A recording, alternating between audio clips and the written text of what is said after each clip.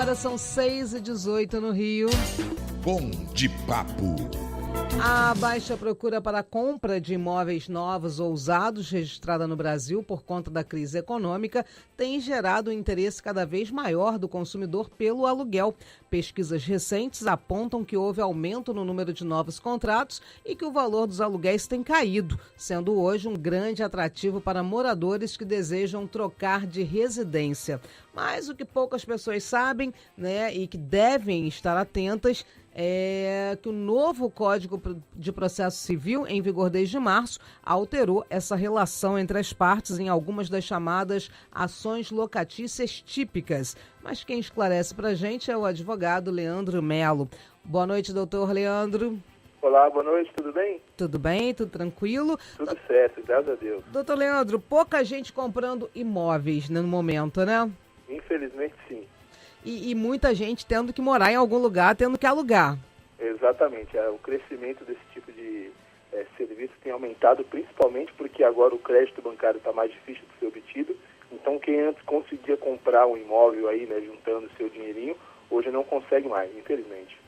Essa relação entre inquilino e locatário sempre foi confusa, sempre foi complicada. E agora ela é regida por um novo código, é isso?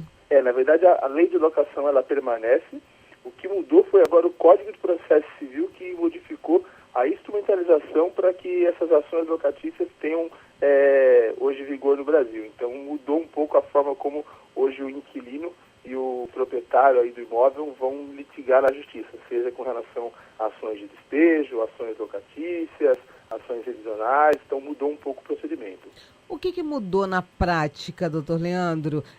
Geralmente, quando o inquilino ele tem que demandar o proprietário ou vice-versa, eles não têm muito diálogo, porque nessa relação de locação, geralmente o inquilino acaba não pagando o imóvel e o proprietário tem que cobrar por mediação e pedir o despejo.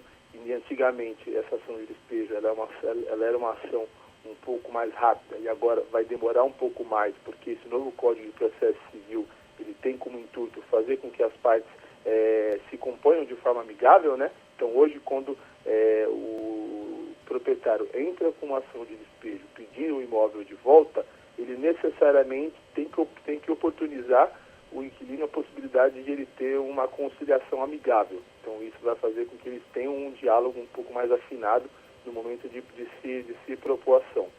E vai fazer também com que o proprietário, enfim, a pessoa que vai instruir a ação, ela tem que juntar uma série de documentos comprovando o seu direito, porque se eventualmente ela precisar de uma liminar ou algum tipo de tutela de evidência, uma tutela antecipada pelo juiz, ela vai ter que provar isso muito direitinho, porque senão o processo tende a demorar um pouco mais também. Esse novo código foi melhor para o locador ou para o locatário? Olha, eu acho que foi melhor para o locador, viu? Foi melhor para o locador porque ele tem aí as suas vantagens com relação ao que ele precisa, mas, na minha opinião, todo mundo sai perdendo, né? Porque se ele não tiver aí a esperteza de tentar se compor, dificilmente ele vai demorar para conseguir receber aí o imóvel dele com rapidez.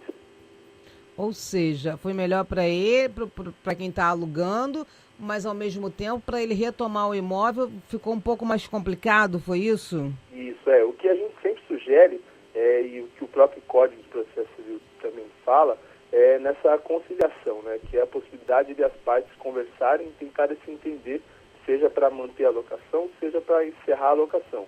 E aí o Código tem todo um regramento que ele traz.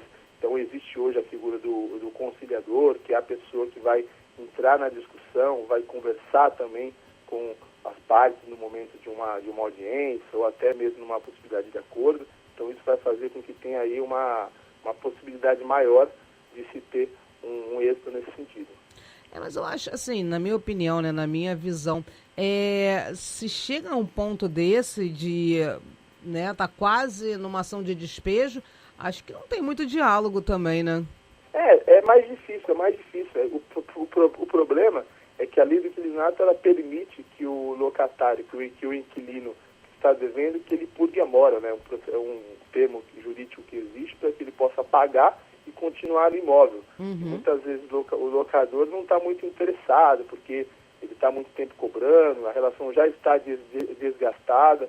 Então, nesse momento, é importante que ambas as partes tenham calma e consigam conversar para que, se a relação for mantida, que haja a volta da confiança, porque é importante, e se for encerrada, para que o imóvel seja devolvido em perfeitas condições de uso, para que o inquilino não maltrate o imóvel, digamos assim, né? Porque isso na prática acontece bastante. É, sim, e nem sempre a pessoa que está alugando o apartamento tem o bom senso de deixar o apartamento como pegou quando entrou, né? Exatamente, e esquece que muitas vezes, quando ela não tem esse bom senso, o locador acaba cobrando também essas despesas extras aí, porque se ele entregou pintado, por exemplo, ele tem que receber pintado também. E aí, se não tiver, ele pode fazer o serviço e cobrar também do inquilino. Certo, mesmo que o inquilino já tenha deixado o apartamento. Exatamente, porque geralmente você faz um termo de vistoria de entrega e de devolução do imóvel. E aí, se tem alguma coisa diferente, se tem alguma depreciação, o locador pode sim cobrar. Entendi. Ou seja, é uma relação delicada, né? É uma relação delicada e o que o Código traz de principal aí hoje é a possibilidade e esse esforço com relação à conciliação, né? O Código traz essa mensagem aí para que eles conversem, porque diferente de uma relação empresarial, nessa relação de locação, a gente fala muito de duas pessoas que têm interesse em comum, né? Uma em receber o valor aí pela locação e a outra com relação à habitação. Muitas vezes a gente fala de pessoas que têm a família inteira morando no imóvel e aí por conta de 2, 3 meses de atraso já gera toda essa discussão, entendeu? No caso, nesse caso, né, do locatário, ele sempre pagar o aluguel atrasado, mesmo que ele pague com multa, isso pode facilitar que o dono do imóvel, que ele peça o imóvel de volta ou não?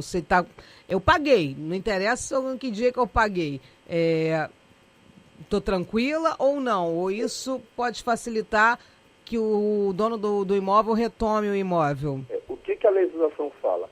A partir do primeiro dia em que o inquilino está em atraso, o locador já pode pedir aí o pagamento, já pode pedir o imóvel de volta, porque atraso é atraso e esse aceite que ele dá quando o cara paga atrasado, quando o inquilino paga atrasado, é uma mera faculdade do locador. O que acontece muitas vezes, o que os juízes entendem muitas vezes se todos os meses o inquilino paga em atraso e o locador sempre aceita, acaba fazendo com que isso gere um costume entre as partes e muitas vezes quando o locador vai pedir o imóvel de volta, alegando que teve mais um atraso, os juízes entendem que ele já aceitou aquilo como uma coisa recorrente dessa relação entre eles.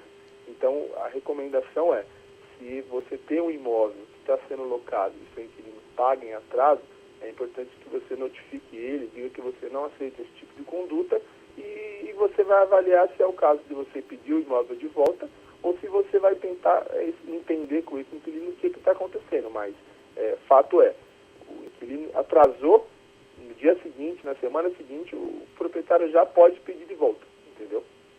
Entendi.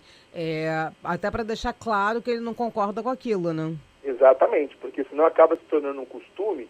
Então, quando ele for na justiça pedir o imóvel de volta para dizer que houve o atraso, o juiz vai falar, mas você sempre aceitou, ele paga em atraso todos os meses, todos os meses você nunca fez uma ressalva no sentido de demonstrar a sua indignação com relação a isso, entendeu?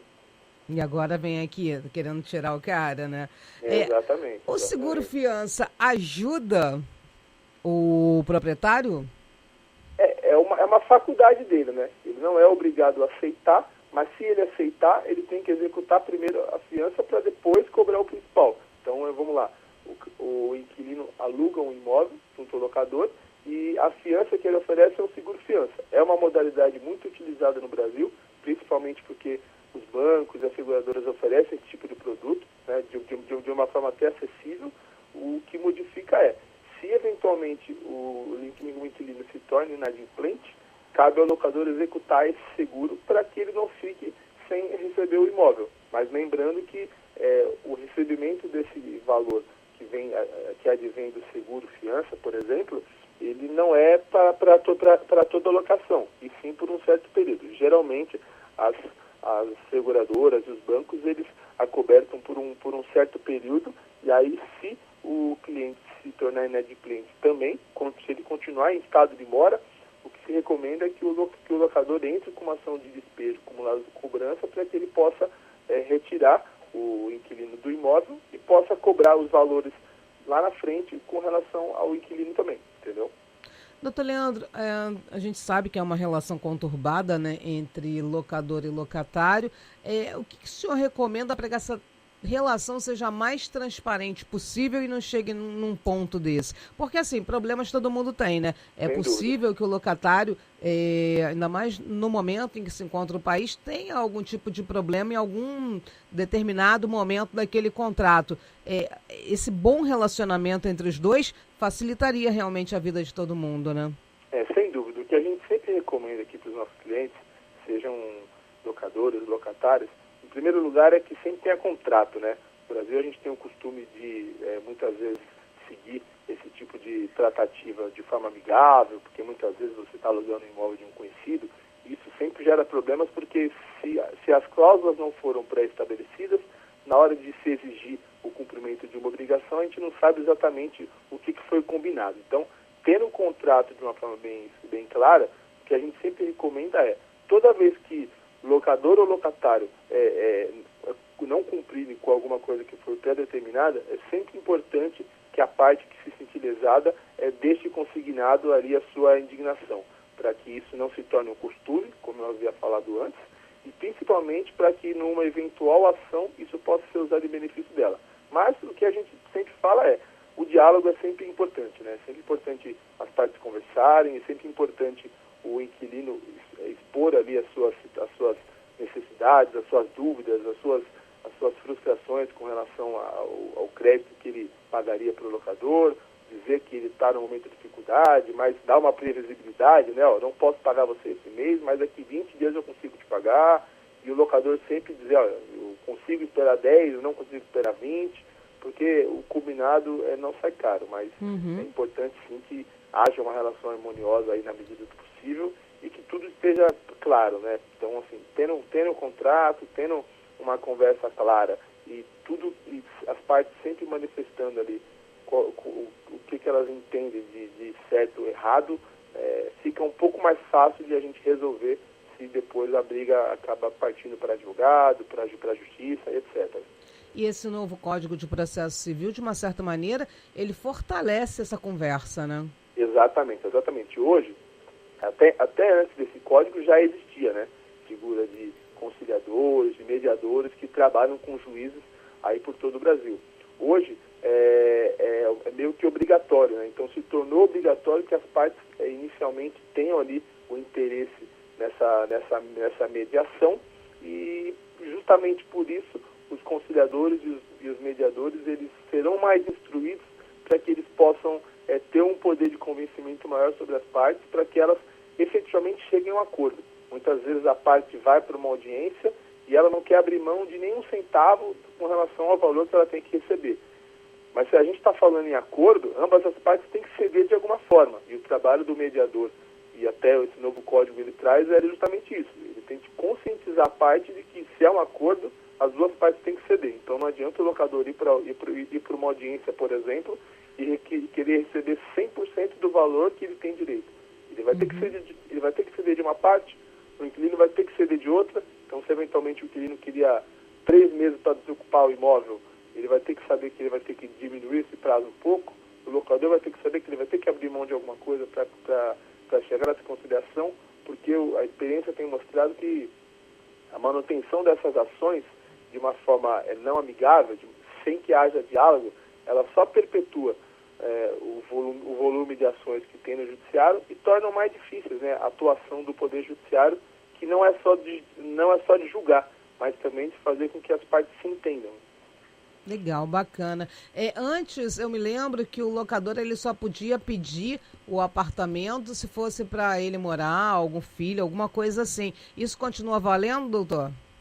Na verdade, sim, mas o importante é verificar o tipo da relação de locação que a gente está falando, né? Se a gente está falando de uma relação residencial, o que a lei de locações fala é que se houver o inadimplemento, independente do uso que o locador vai dar para o imóvel, ele pode pedir de volta sim. A diferença é com relação a liminar, né? Se ele vai conseguir o imóvel em 30 dias, se ele vai conseguir só ao final do processo, a diferença é essa, mas o que importa muitas vezes é o inadimplemento, né? Que vai motivar o ajuizamento da ação, e se ele tem ou não direito a ter a tutela aí para que ele tenha o imóvel de uma forma mais rápida ou de uma forma mais demorada. Ok. Doutor, muito obrigada pela participação, uma boa noite de trabalho para o senhor e até a próxima oportunidade. Nós te agradecemos, muito obrigado e até logo. Obrigada, boa noite. Bom, a gente conversou com o advogado Dr. Leandro Melo, falando um pouquinho aí sobre esse novo Código de Processo Civil. São 6h34 aqui no Rio.